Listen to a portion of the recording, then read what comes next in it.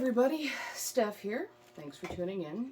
Don't mind the clicking noises in the background. I've got both of my kilns running right now. Or maybe I should say two of my kilns running. I probably just wandered out of frame, but this is one Paragon Caldera kiln. Made, of course, by Paragon, sold to me by Bullseye back in February. This is where the funds for my Kickstarter went. If you're a Kickstarter backer watching this, thank you very much for backing my campaign. You helped make this possible, and I'm eternally grateful. If you're one of my regular viewers, stay tuned. We're going to unbox this puppy. Fuse Glass community quite often will post pictures of a kiln showing up, but an actual unboxing is pretty rare because, let's be fair, kilns are expensive and we're usually pretty excited to get one. Pardon my itchy nose. So we don't usually videotape them. This one's been sitting since February because honestly I haven't had anywhere to put it. Over to this side is where it's going to go on a shelving rack that I still don't have made up. But I had a pile of stuff, I kid you not, this high, and a refrigerator to get rid of. And it's the end of July that I'm filming this, and I finally got the space. I'm going to put the rack up this week before I go back to work. This video will air in August, first week of August, when I'm going back to work, and I will actually have the Vitrigraph Kiln sitting up in my studio, ready to pull in August. But yeah, it's going to take me 6 months to get this going because I am one of those slow people. But we are going to unbox this bad puppy. But yes, it's Paragon Caldera Kiln, manufactured by Paragon Industries, Mesquite, Texas. 1/19/2023. I bought it at the very end of February. This says, see bullseyeglass.com for usage and safety information. Up, do not drop. And this lovely little thing right here is pre-firing your new kiln, which is something I will have to do. I will also have to pre-fire the base for it, which I have over there. It is a vermiculite board that has to be pre-fired. I'm going to try and open it when you can just peel it off. It's a vermiculite board that is the base of the kiln that has a hole in it so the cane can come out, or the stringer or whatever you're using to come out the bottom of the kiln. Because these sorts of Vitrigraph kilns are bottomless. Now, I don't know if this one comes with the bottom, or if I have to buy the bottom for it, but we will find out in a minute because I actually didn't do the looking. I was too excited. But here's the pre-firing. You run it up to 15, 20, or at least 20 degrees higher than intended for the process temperature of glass projects. For Vitrigraph, we go higher than that, so I will have to run the temperature quite high. I believe this kiln goes to 1700. Now, the way I'm running it, what we're going to start with is me pulling stuff out and pulling the front of the box down, and then I will handheld shaky cam Blair Witch footage the rest of this so we can get inside this puppy. But to start, there's this big piece of foam that I'm going to drag out of here because we don't need it. Pardon all the noises. This is really not scripted. I'd originally started to pull this out and show it to my mother, and she goes, why don't you film a video? There's no kiln unboxings. So here I sit, a couple of weeks later doing one. So giant chunk of foam into the giant recycling pile to my right, left. And here is what apparently the Caldera kiln sits on. So I'm guessing that yes, it does come with a base, because this has the same sort of base that all my other Paragons come from. Those of you who have watched my videos for a while probably know that I am a Paragon kiln user because all of my kilns come from Bullseye and they sell mostly Paragon kilns. I have a benchtop 14, which Bullseye no longer sells. It's has a 3-key controller. And I have a benchtop 16 with a 12-key controller, which is what they sell mostly. But here's the base that it sits on. And I thankfully have an office chair over here that I can throw my things in. Well, let's cut and pull so we can get this puppy open. It opens right here really well because that's where the seam of the box is.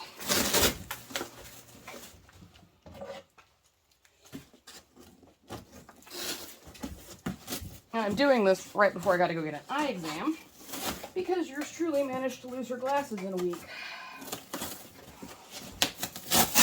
right. Ta-da! One block for trash. And here we sit. This is going to be the controller.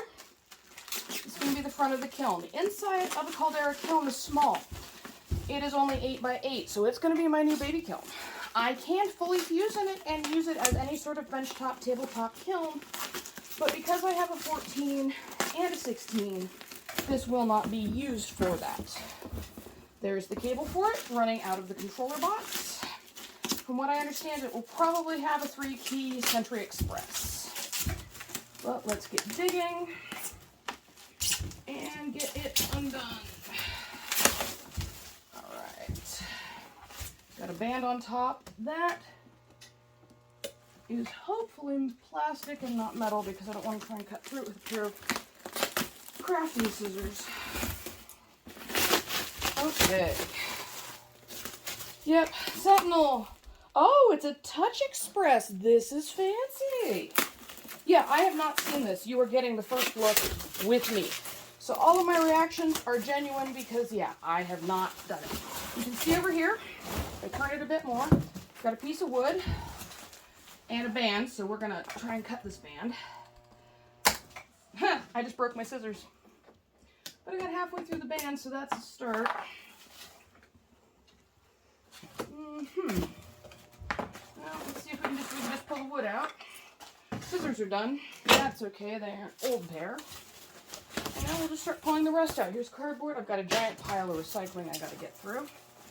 And there's the top. It is a brick kiln. Interesting to me, both of my Paragons are fiber kilns. So let's see what else we can do here. Move the broken scissors.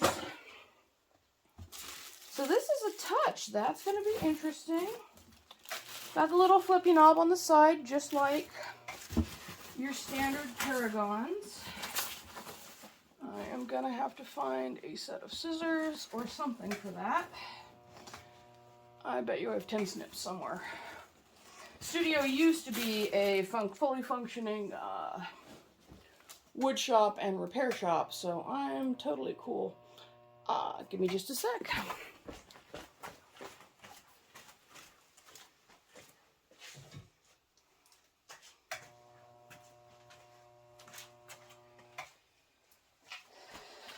When in doubt, garden shears.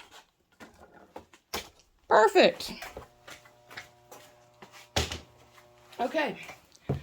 Be free, my little kiln. Let's take a look at it. Oh, I'm not losing my mind. The lid comes off. How cool is that? So, there's the lid. This might be the bottom for all I know. Dun da da da. That's really cool. It's going over here. I guess it makes sense it comes in parts. It is a Vitrigraph Kiln. Like I said, you can fuse in it. No, it's got a bottom. You can fuse in it. My friend Linda of Ramp Rate Glass does fuse in hers. So I know it's doable. Bad scissors, come here. I can still use you as a blade. Dump, dump.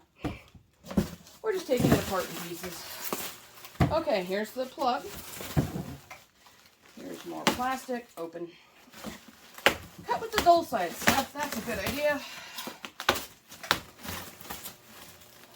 So what am I going to do with this? I'm going to make Vitrigraph. Am I going to sell it? I have no idea. Honestly, this is more for me to play. Because I teach soul flags, I run through a lot of Vitrigraph, and it would be nice to be able to make some of the more basic stuff for my classes. Sorry, I'm a little winded. I need a sec. More basic stuff like some basic flowers and leaves and stringer, especially for my classes. Oh, and cane, because I'd love to make some basic canes. I still want to purchase from folks who have far more skill than me. But some of that basic stuff would be nice to be able to make in-house. So that's my plan for this, is nothing real fancy, just useful things for home use and class use. Because let's face it, Marini's expensive, and as much as I love Laurie Moreno and Tabitha and the Marini shop and Marini Man, it does get expensive buying a lot of that stuff. That was cool. Okay, it comes apart in pieces. I'm gonna need those shears again. But you didn't expect me to be ducking in and out of frame grabbing garden shears. I didn't expect to be ducking in and out of frame grabbing garden shears. I didn't expect to be nearly losing my kiln. So let's be careful, Steph. You are a bull in a china shop. Alright. So here's the center part of the kiln. Now, Vitrigraph kilns aren't very big. Woo! Exciting. Push me back. 8 by 8 by 8. It's very small. You put a flower pot. My friend Linda gave me a couple of reusable stainless steel containers that she found somewhere. But a Vitrigraph kiln is very, very tiny. This will be useful if I want to test fuse something small and I don't want to fire up a great big kiln because they do use a lot more power. But you can't really, I mean, you're going to need a, well, 8 inches, you're going to need like a 5. Well, 8, 6, 5. No, not 5, 6. Because you're going to need an inch all the way around. You'd need a 6-inch board. I guess I could use an unfired bisque tile. But they are remarkably small. So I'm going to put the body of the kiln in this chair over here. And then that leaves us with the bottom, which is remarkably like the top. So I'm assuming the top and the bottom just set in place. I'm assuming this is banding that holds this piece around the Vitrigraph kiln. So I'm going to set it out of the way and then move the box and reassemble the kiln. Then we can take a look at the pretty thing. So what do we have? We have one bottom with 2 handles. Easy to lift and move. We have one Paragon Vitrigraph Caldera that is 8 by 8 by, maybe it's 8 by 8 by 6, I don't know. I'll have to measure it.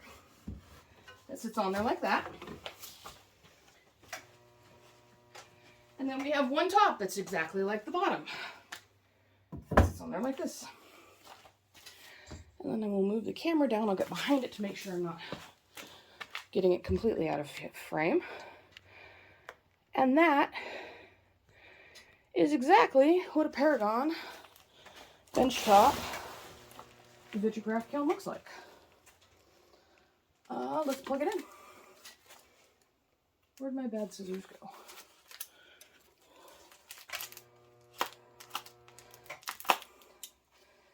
And cutting with bad scissors, just laugh. They kind of work. Left-hander, I'm used to crappy scissors all my life, so what does it matter? Let's turn it on. So for a long time I couldn't use this wall.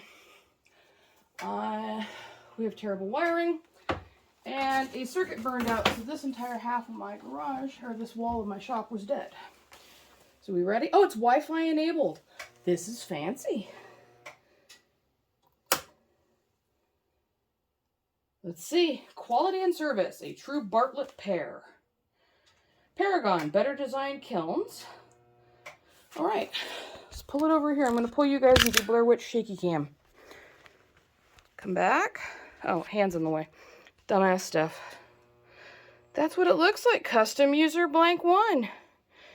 Current temperature 61. Fire time set point. So let's edit it. 8-1. Let's go 400. Save. 2. Say 1200. Save. Hold for a minute. Back. Start. Let's hear it start. 1. Start now.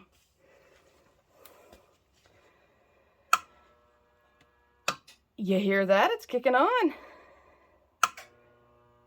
And it's turning up.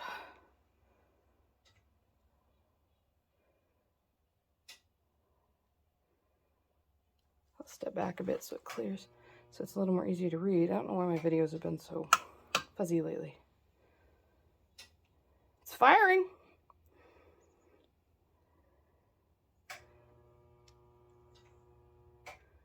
That's crazy, folks. She lives. And I have all 3 kilns going at once. I am super excited. This means I can fire small things. Let me see if I can grab a mold without shaky camming you too much. I could probably do like this Caldera fish mold in there.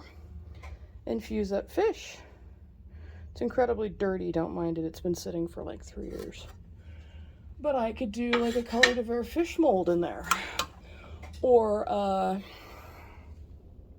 slump something if I had a small enough mold, and I do have a few that are small. Oh, I'm so excited, folks. And I will probably video record my first poll so you guys can see it. But this is all I have for this video. Thanks for tuning in and for seeing my new toy. Oh, we gotta see if the elements are firing. That's important. Oh, I don't see anything in there, but it is clicking. Ah, don't want to lose the lid. The lid's important. We'll move the lid over here. But it is starting to feel warmer. So wish me luck, folks. I think we got her. And that's everything. So thanks so much for watching. I'm going to stop now. Idle. And I'll catch you in the next video. Hey, it's Steph, and I appreciate you watching my video. YouTube will recommend another one down below, so if you want to keep watching, just click on it.